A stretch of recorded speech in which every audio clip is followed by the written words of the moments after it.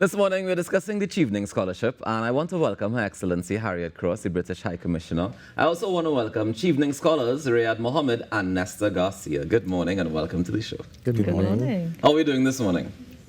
Good. Yeah, you're not sure. You ain't sounding too sure there, Reyad. Pardon, just not an early person. I completely understand. Ms. Cross, how are you this morning? I'm very well, thank you. I enjoyed the Independence Day celebration Saturday, feeling good about all of that. It was Nice. a really, really well done celebration. Can I just say that I think you've been having like the best time here ever? I have, actually. I love it. Every part of TNT I love. Nice, and we love that for you. Now tell us a little bit about the Chevening Scholarship. What is it all about, and how important is it to you guys? Oh, Chevening Scholarships are really important for us. We bring some of the best minds to the UK to do a master's scholarship, fully paid, but then they go back to their home countries, which I think is really important. So as part of the terms of the scholarship, you need to go back and work in your own country. So it prevents the sort of brain drain that you sometimes see with scholarships. So scholars can do any course that they like. You know, it doesn't have to be a particular type, it doesn't have to be politics. The two going this year are doing climate change and tax, two very different areas, and they go and they learn from some of the best in the world in the UK, and it's really exciting for both countries. It's a bridge. These scholars are ambassadors in their own right between Trinidad and Tobago and the UK. Of course. We'll get back to finding out about some of the scholars who would have passed through this program previously, but Nestor, let me jump across to you for a bit. Why did you sign up to be a Chevening Scholar? Well, first of all, I enjoy the field that I work in, that I worked in, which is international tax. And I was enjoy international tax? Yeah. I just needed to take a moment to make sure I understand what you were saying. Yes, Go ahead. It's really dynamic, it's complex, and I find work like that to be enjoyable. I was looking for an opportunity to go and further my studies, right? And I felt that Chevening was the best route for that. But not only that, I think that Chevening Scholarship, apart from being a fully funded scholarship, it is a program to develop young leaders, emerging leaders who have a passion for finding practical solutions to pressing developing problems and issues in their country, in their region, and in the world at large. And I felt that it would be very beneficial for me to go and be a part of that network and also to give back to that network and to grow and develop. You think we need to help our taxes here? Like we need more improvements in the taxes? Not in the taxes itself, but I think that there is a need to build capacity to go and deal with long-standing and also key international tax issues for Trinidad and Tobago. Okay, all right. Reyad, let me jump across to you. Why did you sign up? Similar to Nestor, I was looking for an opportunity to pursue a postgraduate degree, and in my research I came across the Chevening Scholarship, and what it offers is definitely a once-in-a-lifetime opportunity to really just immerse yourself in an experience that not only develops you academically but also professionally and personally as an individual. And the Chevening Scholarship, I think, is really built on the principles of like leadership, influence, and becoming part of a bigger network that really aims to engender change. So, when I came across the Chevening Scholarship, I knew instantly, like, this was the goal. This is where I want to go. This is what I want to achieve.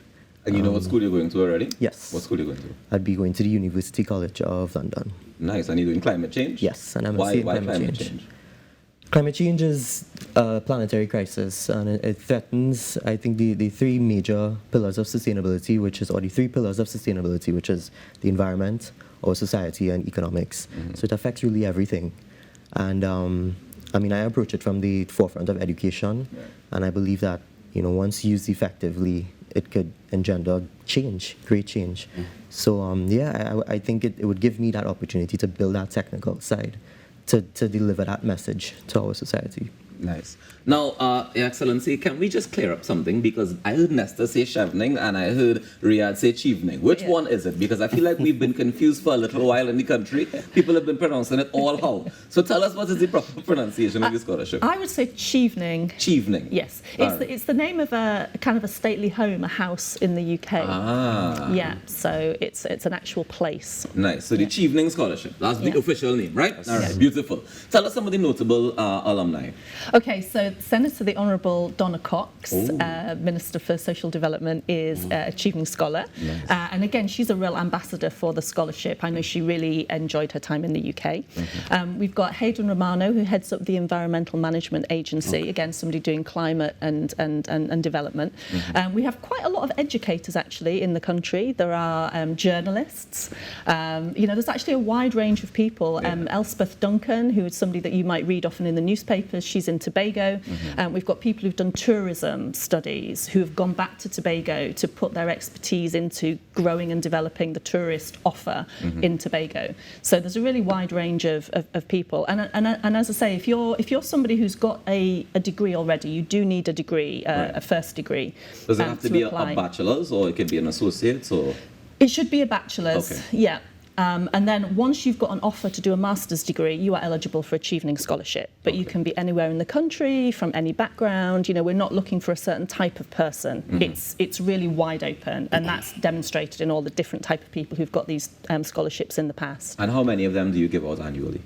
It varies. This year it's 2. Okay. We'd love to do more, and actually we're looking for corporate sponsorship to enable us to offer more scholarships. So if there are companies out there who think that they could sponsor a scholar, and they could say, look, we want somebody in the energy industry, right. Or we want somebody to do development, social development, then that's possible. And would it work in a way where if I am a business and I sponsor a scholarship, that I can claim first dibs on when they come back? It's possible, yeah. Yeah, you could say come and work for us afterwards. All right. Nestor, tell me, what do you hope to do with your degree once you get it? Well, I'd like to go and help build capacity in Trinidad and Tobago in the field of international tax among local tax stakeholders. I think that there are certain areas like transfer pricing, double taxation treaties, dispute resolution mechanisms, tax policy development, a host of areas that I think can be improved. And I think that the knowledge that I will glean from this particular program and the relationships that I will build throughout this program will help to give me the information, to give me the knowledge that I need and the expertise that I would hope to go and transfer to the local tax stakeholders to better improve the tax environment and the tax regime in Trinidad and Tobago. So that I can safely say that, one of the places you would like to work is in the Ministry of Finance. Yes, that's a possibility. Yeah. Yes. Because, you're talking a little bit of gibberish to me there when you started to say all the different, I'm like, what is he even talking about? But I do know that there is value in it, and I think there's value in the education that can come from it, because I think if you were to transfer some of that education to the wider public, then we'd all have a better appreciation of why we need taxes, of why the international taxes are important as well. So I look forward to what you're able to do when you come back. How about you, Reyad? The overarching goal is to empower a generation of Trimbagonian climate stewards, and I aim to do that through education and also inspiration to ensure that they are able to tackle the climate crisis and also build a sustainable future for Trinidad and Tobago. Again, I really stand firmly on the fact that education, once wielded effectively, can bring about great change. From your position, you've been working in climate change already? Yeah. And have we been doing enough? Yeah, there's definitely a lot of work being done across different levels of society. So you have, of course, government, but there's also a lot of work being done at the NGO level as well.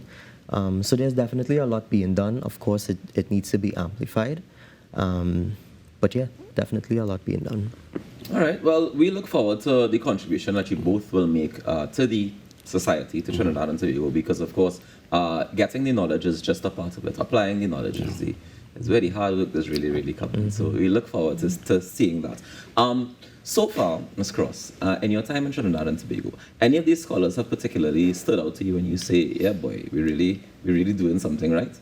Oh, I couldn't pick them out and name them, but particularly people working for NGOs, I think that was just mentioned. Some of these people at grassroots level are really making a difference to people's lives in the first instance, but they're also trying to make cultural and social change. So where that's about gender-based violence. Ashley Burnett is actually a really good example Yeah. of somebody who's gone and does really, really good work to try and make change within society to make, and that has a big roll-on effect. So, for example, you've got people who, there's less gender-based violence. That means there's more women in the workplace, more female entrepreneurs because they've got the space and the ability, and that boosts the economy, you know, and it all builds, and it's really exciting to see. And it's like a chain effect. So, you know, you put add one good link in the chain, and the whole chain is now suddenly improved. Exactly. Yeah. If people want to sign up for it, can you tell them why they should? Oh, well, they should do it because it's a once-in-a-lifetime experience. And I'd say that, you know, getting a scholarship that means your university fees and living costs and transport are paid, it's an incredible experience. You know, you pay nothing out of pocket to go and do a year's master's degree at any university in the UK. So you could go to Belfast, London, Edinburgh. Now, what does life in London look like if you attend university? Oh, it's so exciting. I would, in a heartbeat, I would go back and be a student in London.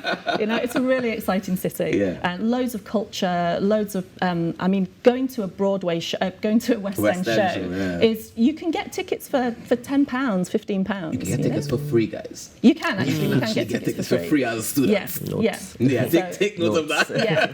Yeah. And there's some really buzzing areas. I mean, Brixton, and there's a lot of Caribbean influence in Brixton. It's a very cool place to go and hang out. Yeah. Have either of you guys been to London before? It's my first time. Beautiful. So you're here, you're taking notes of the... Yeah. So check out Mental Brixton, notes. check out West End. Any other recommendations, Excellency? I mean, I'd say you have to go to Yorkshire, because I'm from Yorkshire. So do not, like, it's less than 2 hours on the train. You can get to York, which is a beautiful, you know, city where the Vikings started up.